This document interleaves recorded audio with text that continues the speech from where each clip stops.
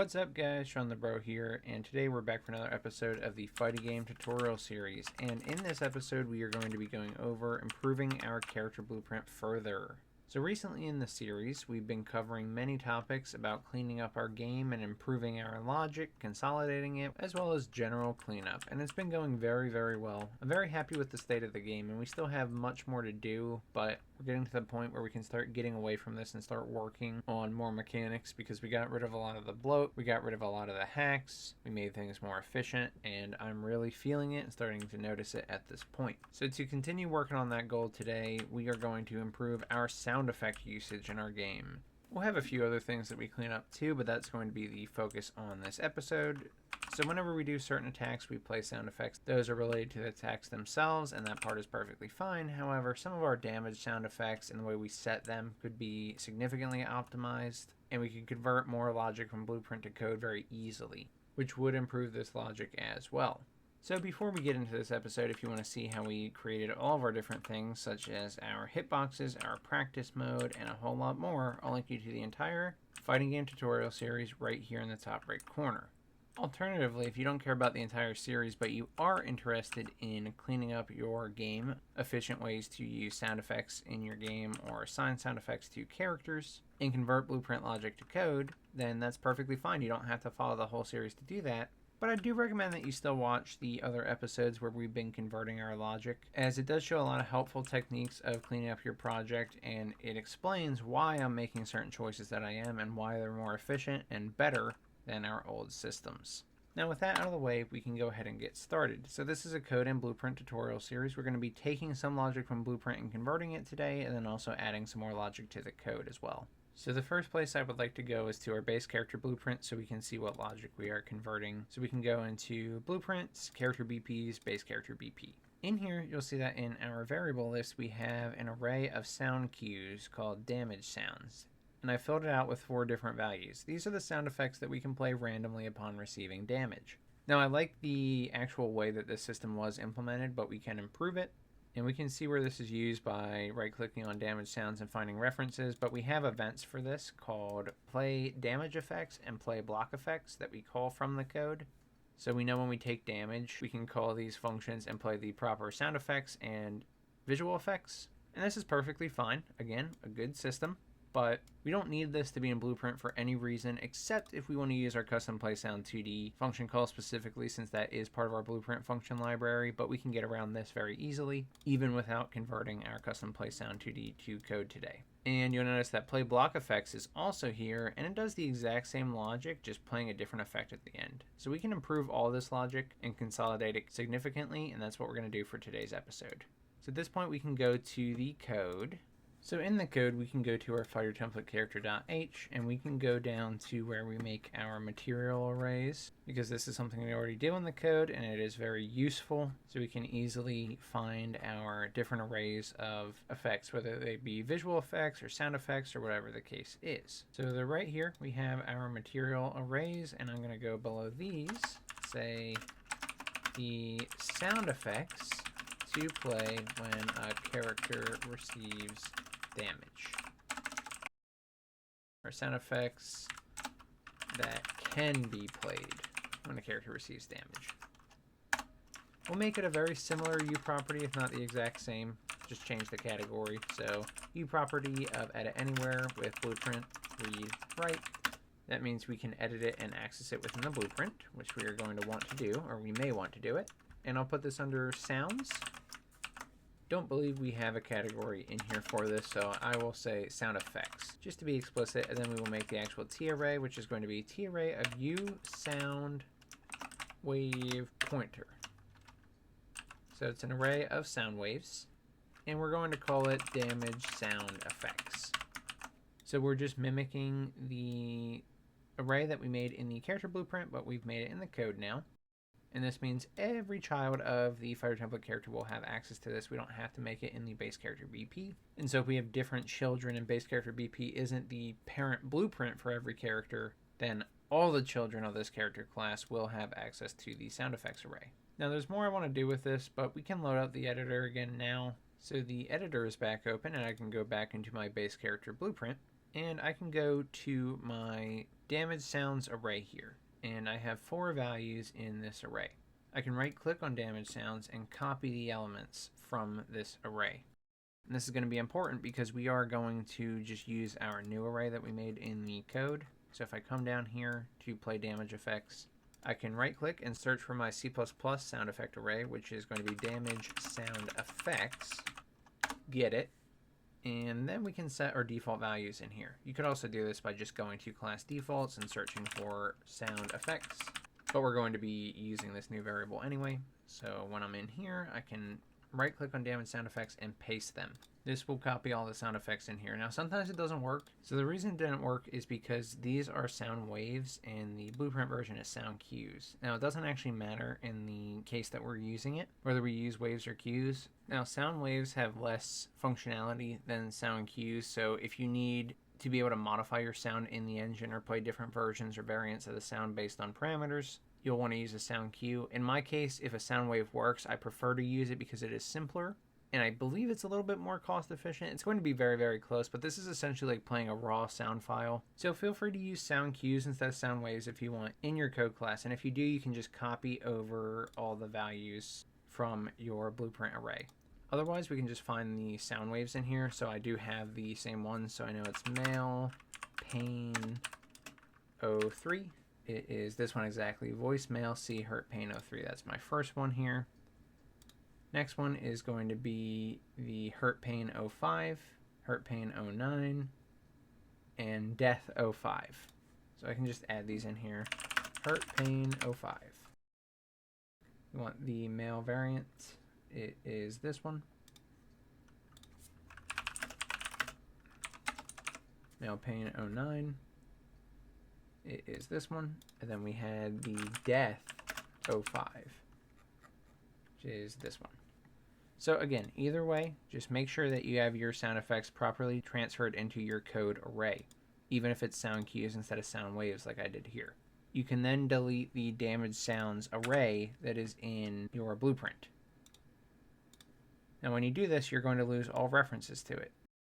So you got to make sure you replace them, and you won't necessarily be able to because they're different types, or for me they are. So you might just have to get some of these nodes again, like length. Make sure you plug it back in, and this get node here.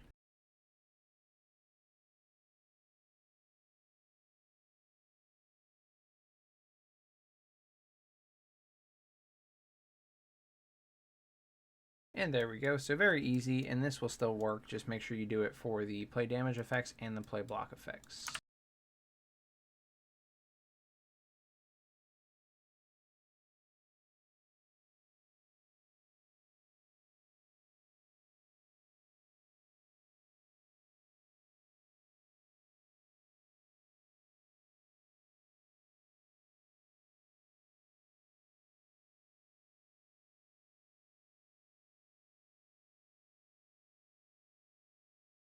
And I was missing the array in these get nodes right here. Don't make the same mistake I did.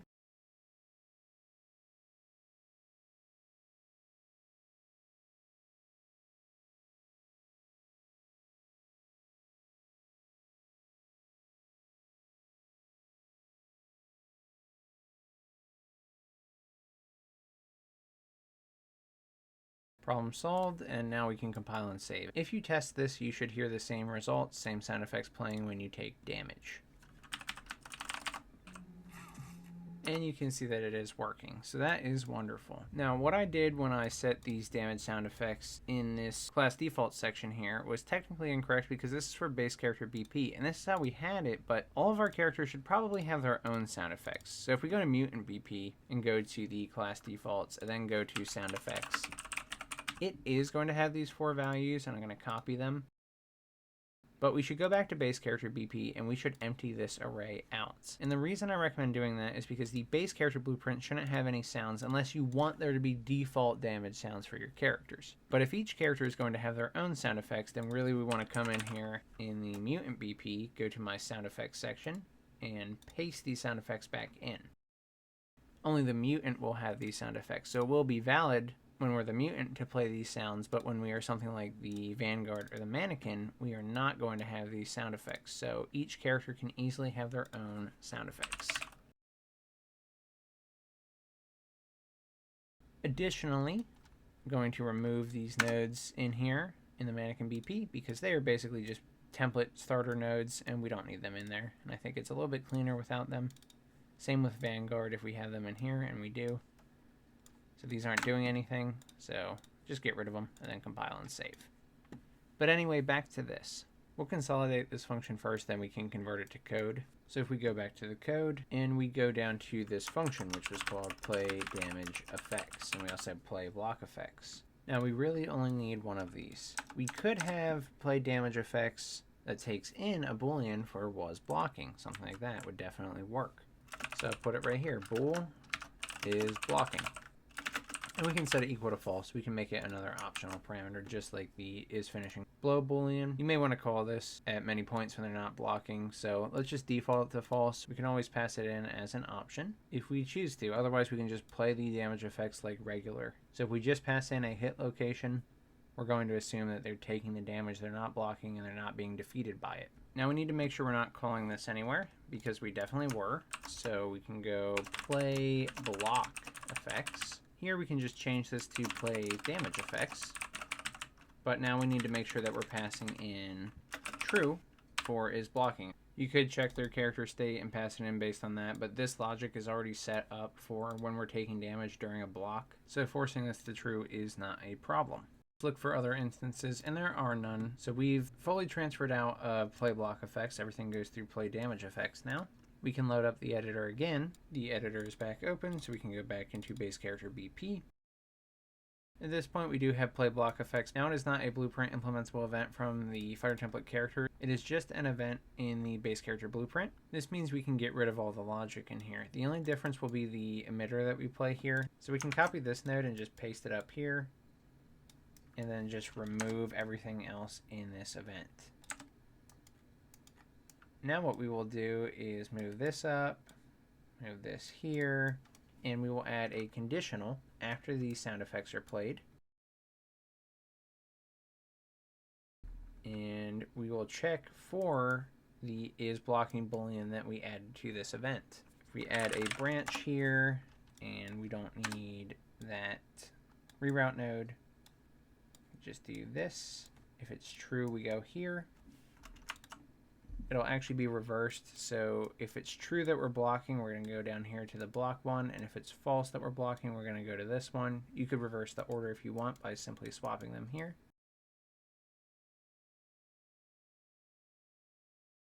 And then just make sure we drag in the is blocking into the branch and make it look a little bit cleaner than that.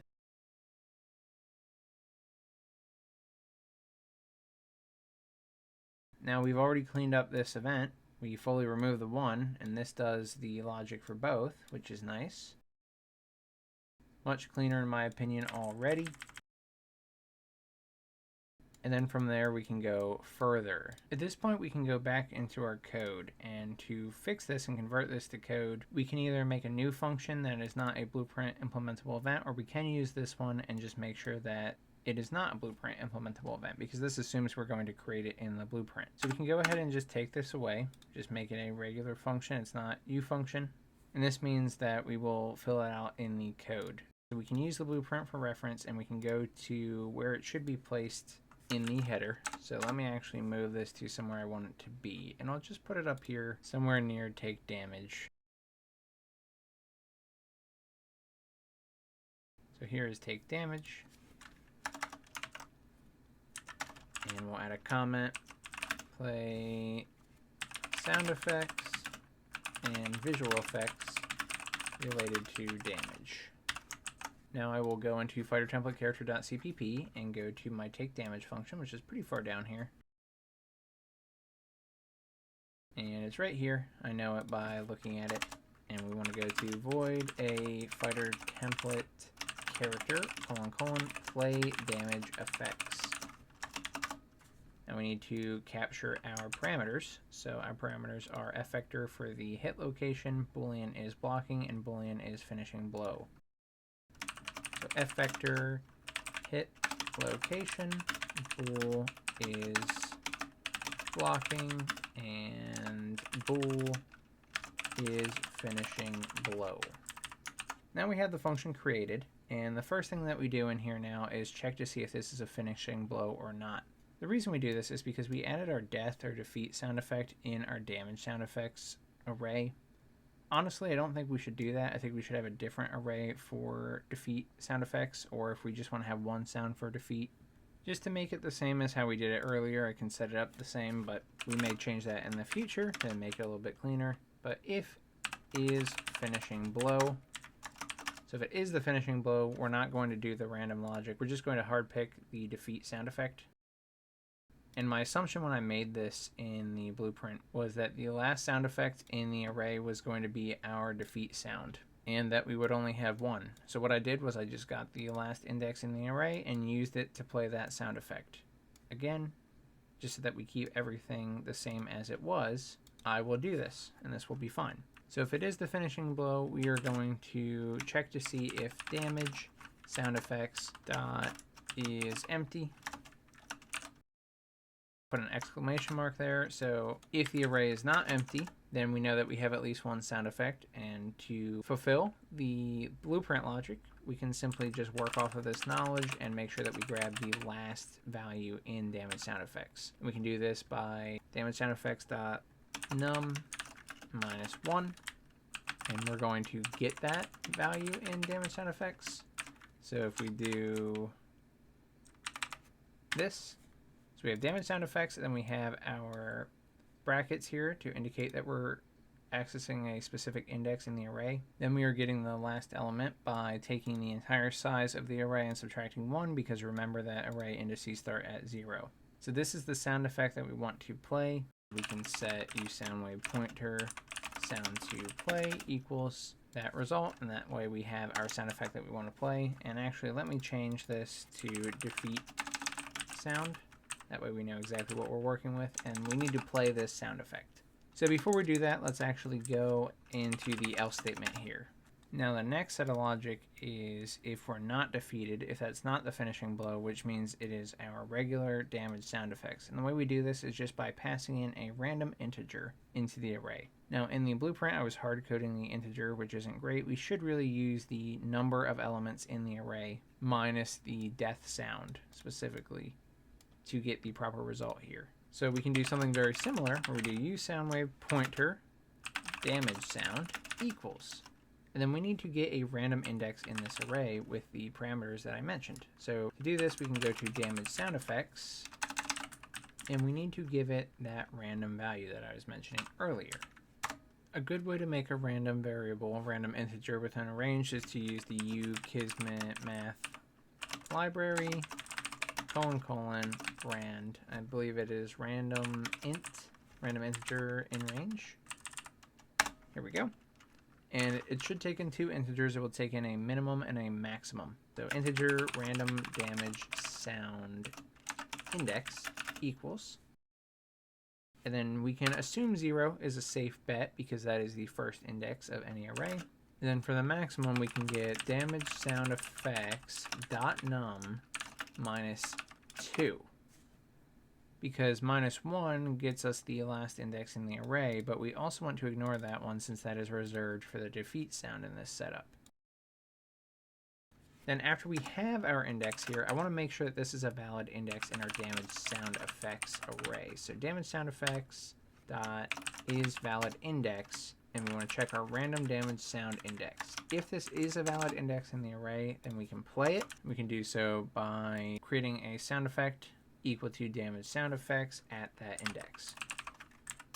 You could also add an else here to make sure that you play a default sound effect if this doesn't come up to a specific value that you want, but mostly what's going to happen if this isn't working is you haven't assigned any sounds to your character. Either way, we have our sound effects now to play.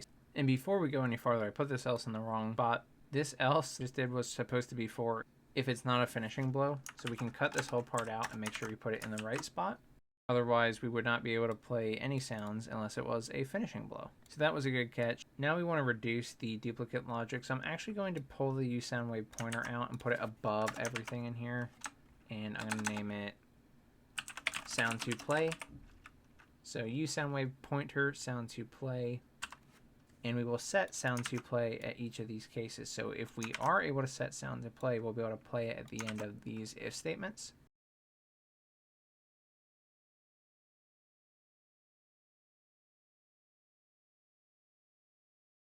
So if this sound should be one of the character's defeat sound effects, then after our if and else statement, we are going to play our sound to play.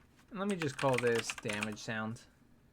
Even if it's a death sound or a defeat sound, I think damage sound still works and it fits the theme a little bit better. So we have damage sound, and to play a sound effect, we've done it before. We can use U gameplay statics, play sound 2D. Then in here we need some sort of context to know where to play the sound, which get world will do that for us. I know exactly where we need to play the sound effect. And then we need the sound effect to play, which is going to be our damage sound.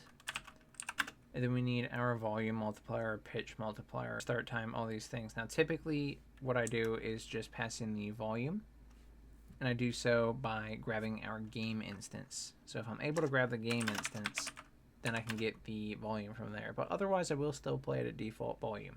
So if auto base game instance equals cast u base game instance, and what we're casting is get world get game instance.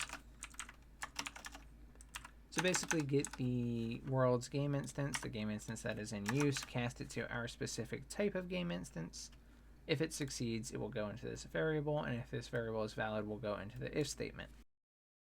Then we know that we can safely access base game instance sound effect volume for our volume modifier. And else, if base game instance is not valid, we can still use the same line, but instead we want to just pass in a value of 1 or just omit that volume modifier.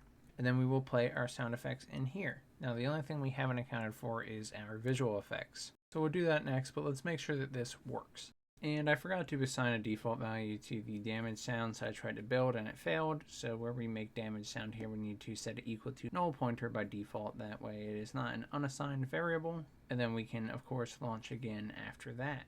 Then when testing again, the sound effects should play as expected, and you can tell that they are.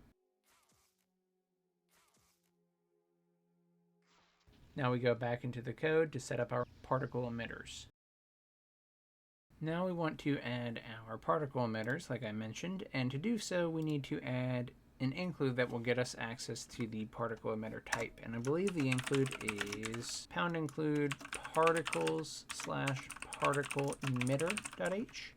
We may not have access to this include. It depends on what we have in our project as our dependencies. So several times throughout the series we've gone to this file, fightertemplate.build.cs. or essentially the name of the project.build.cs, and we want to go in here again. In here we have our dependencies for things like core, input, UMG, which is for widgets, online subsystem for online play, AI module for AI behaviors, and now we want to add a new one, and that is for the system that allows us to work with particle emitters and particle systems, and that is Niagara. Niagara. And if we include this in here, we will then have that as a dependency, so we can include different files for that. And if you want, you can come in here and separate this line. It will work just like this, and then you can see all your dependencies on the screen at once. Not required, but a nice little thing to clean it up so that we can keep track of everything. Then when we're done with this, we go back here, and this should be the correct include, but we'll make sure of it before we go any farther. So let's go down to where we want to add our particle emitters. I'll put it right under my damage sound effects. So the particle emitter, which is the specific type in Unreal, to play when the character takes damage. And we'll make it U property.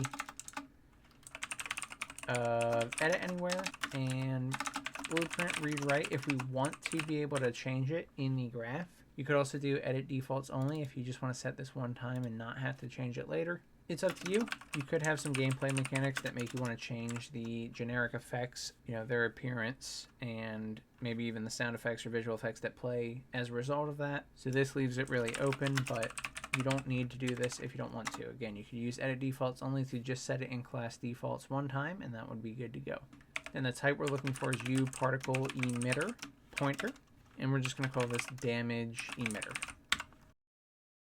And then we can basically just make another one for the block particle emitter. So the particle emitter to, instead of saying play, let's say spawn. So the particle emitter to spawn when the character blocks, successfully performs a block.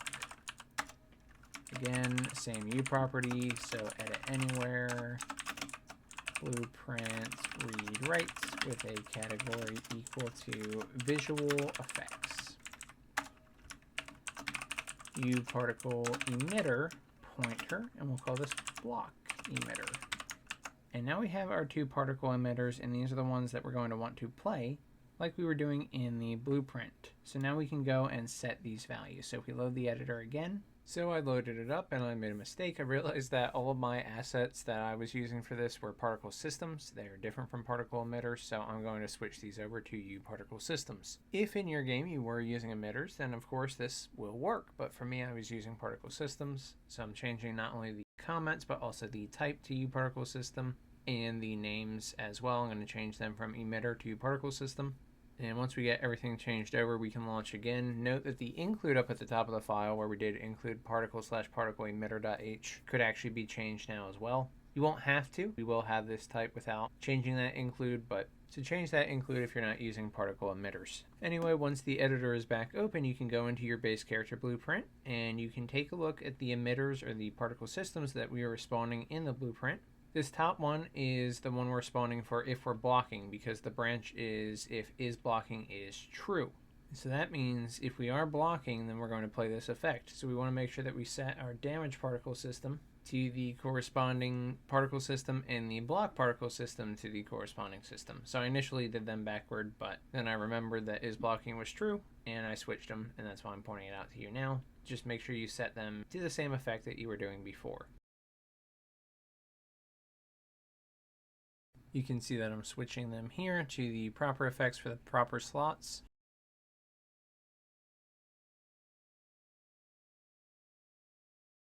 And then once we have that set up, we can go back into the code again, this time to play those particle systems. So now we can go into fightertemplatecharacter.cpp, go back down to our function where we are playing our effects, and below everything in this function, we're going to play our visual effects. And the way we can do this is by checking to see if is blocking is true here.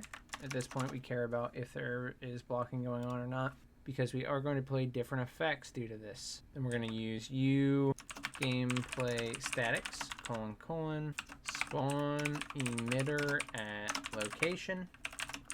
And then the first thing we need is our world or our context. So we're going to just pass in get world, same with how we were doing it with the sound. That way we know where to play this effect. And then we need the template itself. If we are blocking, we're going to use our block particle system, so literally block particle system. Then we need the transform, which is going to be on the actor that is receiving damage. So if we just get actor transform, that will be good enough. You can offset it if you would like to. In the blueprint, we did change these scales, so we could modify the scales a couple ways. First way is that spawn emitter at location takes in the transform, so we could manually change just the scale of the transform and keep the location and rotation the same as the character. It's up to you if you want to do that. It really just depends on your sizes. Now in the future, I would like to make the emitters and the sound effects more customizable in the call without repeating a bunch of logic, so we can change the scale without hard coding some numbers here, and also without tracking all that data in the character, because that is a lot to track in one class. So for now, I'm going to leave this alone, and if we're not blocking, that is the else statement here, we're going to play our regular damage emitter. We can just copy this line, or you can write it out again, either way, but make sure you change this to damage particle system. Now add some comments, play damage sound effect, spawn damage visual effects. And another thing we should do is check and make sure that these are valid. So a simple way to do this is we can check if we're blocking and block particle system. Because if this pointer is null pointer, that means it wasn't assigned, so we don't need to play this. And we only need to check that if we're blocking. But for the else, we do else if damage particle system. So if the damage particle system is valid, we go in here. Otherwise, we don't go into either of these, and that's perfectly fine. It just means we don't play a visual effect. Now we can launch one more time.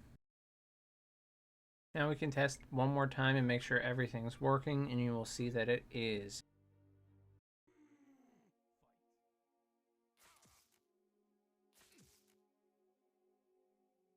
And once we verify that everything is working, that means we can remove the blueprint logic that we had for play damage effects, as we no longer need any of that. It has been successfully converted to code. So just remove the whole section and we're good to go. I hope you guys enjoyed this episode on improving your character blueprint, character code. Once again, this is episode 8 of specifically cleaning up the character code, and I think we've come a really long way from the start of the series. If you did enjoy, please subscribe and consider joining the Patreon, YouTube membership, and Discord subscriptions to help benefit myself and the channel. I really appreciate it, and it helps me out so much, so thank you guys. I'm incredibly grateful for you. If you ran into any problems while following this episode or any of my tutorials, feel free to join the Discord community. I'd be happy to help you out, and the support is completely free. Thank you so much for watching. I'm Shawnthebro, and I'll see you in the next one. Goodbye, guys.